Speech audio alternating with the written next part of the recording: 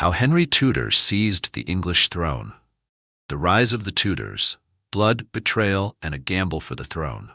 How do you take the English throne when your claim is weaker than an overcooked pudding? Simple. You gamble everything on one battle, bet your life on a shaky right to rule, and marry the enemy to make it all look legitimate. But was Henry Tudor truly the destined king, or just the last man standing in a royal bloodbath? Edward IV's forbidden love set the stage. Richard III's ambition painted him a villain. And Henry Tudor? The exiled underdog, the long-shot gambler, the man who seized a kingdom with a borrowed army and a crown plucked from the dirt. But how did he pull it off? Why did his rivals underestimate him? And what made his dynasty one of the most powerful in history? This is the story of betrayal, blood, and one of the greatest PR stunts in royal history. From secret alliances to battlefield gambles, from impostors to the golden age of Henry VIII, this is how the Tudors rose, and why their enemies never saw it coming. Picture this. A dashing young Welshman, Owen Tudor, the son of an outlaw, manages to land a job in the household of England's Queen Mother, Catherine de Valois. Now, Catherine wasn't just any widow. She was the former wife of Henry V, the great warrior king who had humbled the French at Agincourt. She was young, beautiful, and, well, lonely. Enter Owen Tudor. Charming, ambitious, and, by all accounts, dangerously handsome. Before long, the widow and the Welshman were entangled in a scandalous love affair. Did they marry? No one knows for sure. Did they have children? Oh yes, 5 of them in fact. And this was just the beginning of a story that would shake England to its very core. When Catherine died in 1437, Owen Tudor's luck ran out. The ruling barons, terrified of a commoner worming his way into royal blood, threw him into prison. But fate wasn't done with Owen yet. His stepson Henry VI came of age and decided to reward family loyalty. He welcomed Owen back to court and elevated Owen's sons, Edmund and Jasper Tudor, into the nobility. Then came a stroke of fate. Edmund married a young girl from the royal family, Margaret Beaufort, and though Edmund died soon after, his teenage bride was already pregnant. She gave birth to a son at Pembroke Castle, Henry Tudor. And just like that, Owen Tudor had a grandson with a bloodline that connected him to the House of Lancaster. But let's be real. Henry's claim to the throne was about as sturdy as a sandcastle in a hurricane. The Wars of the Roses, a brutal feud between the rival houses of Lancaster and York, was tearing England apart. On one side were Henry VI and the Lancastrians. On the other, the powerful and ambitious House of York, whose leader, Edward IV, wasn't in the mood for sharing. Owen Tudor stayed loyal to the Lancastrians, fighting for them until the bitter end. In 1461, his luck finally ran out. He was beheaded in Hereford Marketplace, the last Tudor to lose his head. Or so they thought. Because somewhere out there, a young Henry Tudor was still alive. And the Tudors would soon prove that they had a particular talent for removing obstacles, violently if necessary. For years, Edward IV ruled England. He was strong, charismatic, and a total heartbreaker.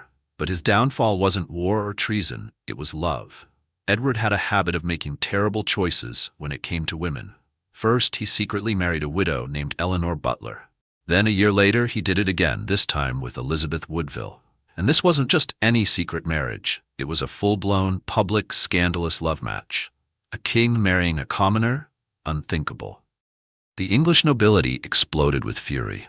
Marriages weren't about love, they were about power. And Edward had just handed over enormous influence to Elizabeth's ambitious family, the Woodvilles. By the time Edward died suddenly in 1483, his son, Edward V, was just a 12-year-old boy. And that's when things took a dark and twisted turn. Enter Richard, Duke of Gloucester, Edward IV's brother. The man history would remember as the most villainous king in English history, Richard III. But was he really? Richard was supposed to protect his young nephew, the new King Edward V. But instead of crowning the boy, he declared him illegitimate. Why? Because, surprise, that old marriage contract between Edward IV and Eleanor Butler came back to haunt the York family. If Edward had been married to Eleanor first, then his later marriage to Elizabeth Woodville was invalid. And if that was the case, little Edward V wasn't the rightful king at all. And guess who was the rightful king now? Richard. Once Richard III was declared king, he locked the 2 young princes, Edward V and his brother Richard, in the Tower of London. And then, They disappeared. Poof. Gone. Never seen again. Did Richard have them murdered? We don't know for sure, but what we do know is that the story turned England against him, and that's where Henry Tudor saw his chance. By 1485, Henry Tudor was the last viable Lancastrian claimant to the throne. He had spent years in exile in France, gathering support from both Lancastrians and disillusioned Yorkists. Now, with an army of 5,000 men, most of them French mercenaries, he was ready to make his move. On August 1, 1485, Henry landed in Wales. He marched through the countryside, gathering supporters, until he reached Bosworth Field. There, on August 22nd, he faced Richard III in battle. Richard had around 10,000 men. Henry? Barely half that. By all logic, Henry should have lost, but fate or treachery was on his side. Richard fought bravely, even charging directly at Henry. But at the last moment, some of Richard's key allies, led by the powerful Stanley family, switched sides. Richard now surrounded, picture this, the battlefield of Bosworth, 1485. Blood, mud, and the lingering smell of desperation. Richard III, the last Plantagenet king, had just gone full-action movie villain, charging into the fray, personally hacking through Henry Tudor's men like a medieval John Wick, screaming, "Treason, treason," and then, bam! Richard gets unhorsed. His crown, once proudly perched on his head, is sent flying. Maybe it bounced off a few heads, maybe it rolled dramatically, maybe it landed on a random soldier who briefly entertained the idea of a quick career change. But eventually, it settled beneath a humble hawthorn bush, as if the very land itself had decided, yeah, this monarchy needs a reset. Richard, however, had bigger problems. A gang of Tudor loyalists, likely chanting "New King who dis," made sure he wouldn't be needing his crown anymore. His body was later tossed over a horse like a sack of old potatoes. Meanwhile, a triumphant Henry Tudor was led to that fateful bush. The crown, now slightly dented and probably caked in battlefield grime, was retrieved and, ta-da, plopped onto Henry's head right then and there. No grand coronation, no velvet robes, just a very practical, "Guess what? You're king now." Henry understood the optics. This wasn't just a battlefield victory. This was a legendary moment waiting to be written into history books. He would rule not by force. The nobility had already been reduced to an endangered species, but by crafting a story. A story where he was the rightful king, the fated king, the inevitable king. And to make sure everyone believed it, he pulled the oldest trick in the book.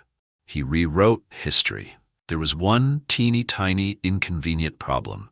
Killing a king was bad for business. You see, if Henry had won a battle and then became king, that would mean Richard III had still been the rightful king when he died, which made Henry a usurper, a regicide, a medieval party crasher. And that wouldn't do. So, what did Henry do? Simple. He just retroactively declared himself king from the day before the battle. Boom. Problem solved. By this logic, Richard wasn't a king fighting for his throne. He was just some rebellious noble resisting his true sovereign, Henry VII. In one clever stroke, Henry avoided the pesky accusation of regicide and made Richard the traitor instead. Brilliant, right?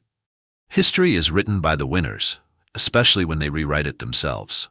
Being king by conquest is nice, but being king by blood, that's even better. So, Henry married Elizabeth of York, the daughter of Edward IV and the legitimate heiress of the Plantagenet dynasty. Now, why was this important? Because if his future kids had both Tudor and Plantagenet blood, then suddenly no one could argue against their claim to the throne. Except there was one problem. Richard III had once declared Elizabeth of York and her siblings illegitimate. Long story involving their mother, Elizabeth Woodville, a secret marriage, and enough drama to fuel an entire season of Game of Thrones. If Henry wanted his kids to inherit a legitimate claim, that whole illegitimacy thing had to disappear. So what did he do? He had all documents, records, and legal rulings declaring Elizabeth illegitimate destroyed. Any piece of paper suggesting Richard had a legal claim? Gone. Burned. Buried. Shredded into medieval confetti. Result? Elizabeth was once again a perfectly legitimate Plantagenet princess, and her and Henry's future son would have the strongest possible claim to the English throne. Problem solved, again. If Henry thought his problems were over, he clearly underestimated medieval identity theft. First, there was Lambert Simnel, a 10-year-old boy plucked from obscurity and passed off as Edward, Earl of Warwick, a potential Yorkist heir. This kid was literally crowned king in Dublin, supported by Irish nobles and a Flemish army. But Henry, being Henry, calmly wheeled out the real Earl of Warwick from the Tower of London for a public viewing. Cue awkward silence. Rebellion crushed. Simnel, instead of being executed, got a job in Henry's kitchen. Imagine working for the guy you tried to overthrow. Then came Perkin Warbeck, the conman of the century. This guy claimed to be Richard, Duke of York, the younger of the two princes in the Tower, and somehow convinced half of Europe that he was the rightful king. The dude even married a noblewoman, got support from Scotland and France, and tried multiple invasions. Henry, who must have been exhausted at this point, finally captured Warbeck and put him in the Tower. And guess who was also in the Tower? The real Earl of Warwick. Soon enough, both prison buddies were accused of plotting an escape, and Henry VIII had them both executed. Lesson learned. Don't let two claimants to the throne hang out together. Fast forward to 1509. Henry VII dies, and his 17-year-old son, Henry VIII, takes the throne. Young, handsome, athletic, charismatic, this guy was the medieval version of a celebrity heartthrob.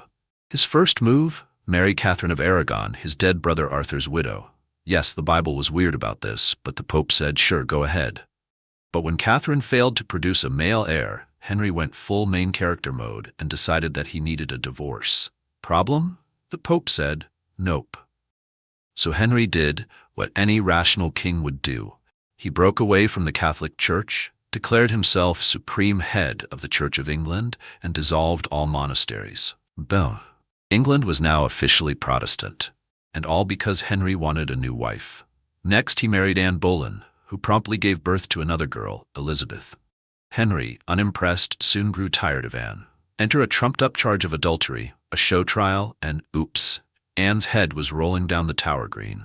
After chopping off Anne Boleyn's head in 1536, because, let's be honest, he got bored, Henry ruled England like a medieval pagan priest-king. He alone held the keys to both heaven and hell, and as for that pesky Pope in Rome? The man was just the Bishop of Rome now. Henry had no use for him, nor for anyone who thought the king shouldn't be both head of state and head of salvation. Which brings us to Thomas More. Poor Thomas. He was one of Henry's closest friends, until he had the audacity to think, not say, not act, but merely think, that the king shouldn't be the head of the church. That was enough to get him locked up in the bell tower of the Tower of London, where he waited for Henry's mood to shift. It didn't. So, in 1535, off came More's head at Tower Hill. His crime? Having the wrong thoughts in a kingdom where even thinking was treason. Henry, meanwhile, was a terrifying mix of charisma, generosity, and unpredictable rage, the kind of king who might throw you a feast one day and have you executed the next. But despite his appetites for food, power, and wives, England loved him. And why not?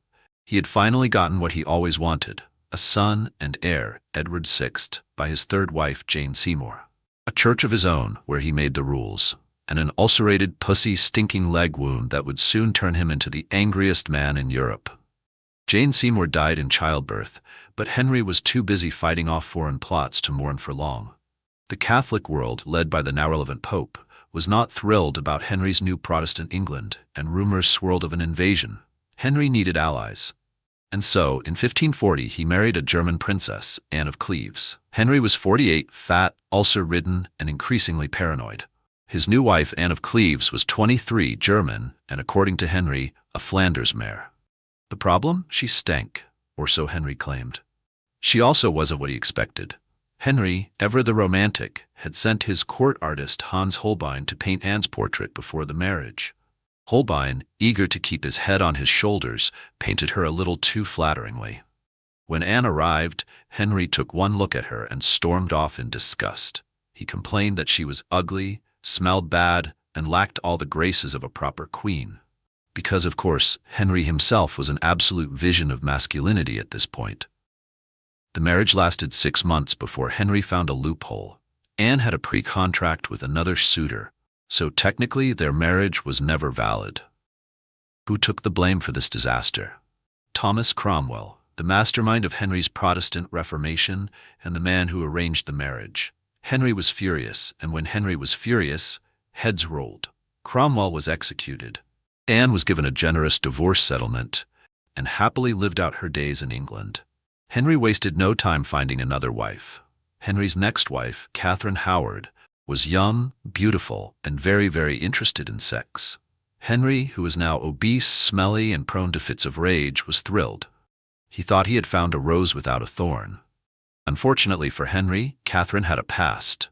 She had been, let's say, very friendly with young men before her marriage. And being a teenager with a taste for adventure, she didn't stop after marrying Henry. When Henry found out, he lost his mind. Catherine was arrested. Her past lovers were tortured and executed. Her head was chopped off in 1542. And then Henry, feeling old and alone, married his sixth and final wife, Catherine Parr. Catherine Parr was a clever woman. She nursed Henry's festering leg, kept him from killing even more people, and even convinced him to reinstate his daughters, Mary and Elizabeth, in the line of succession. Then, in 1547, Henry VIII finally died.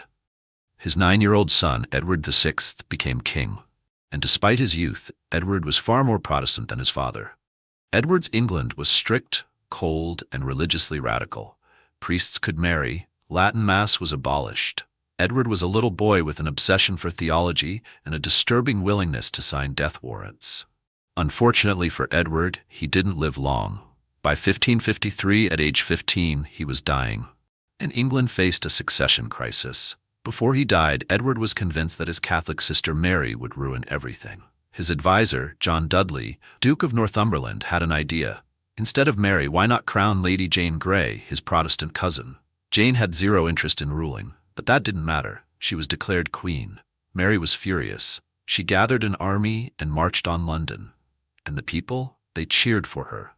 Jane was arrested after just 9 days as queen. Her father betrayed her. Mary had her executed. Mary became queen, but her reign was a nightmare. Mary burned 277 Protestants alive. She married the Spanish King Philip II. She was miserable, infertile, and despised by her people. When she died in 1558, there were street parties. Elizabeth was a survivor. She had watched her mother die, survived Mary's suspicions, and now sat on England's throne. She restored Protestantism, but wasn't a fanatic. Played the game of love, but never married. Defeated the Spanish Armada in 1588, and she ruled for 45 years, turning England into a powerful and independent kingdom. She died in 1603, leaving the throne to James I of Scotland. And that, dear reader, is how England became a kingdom like no other.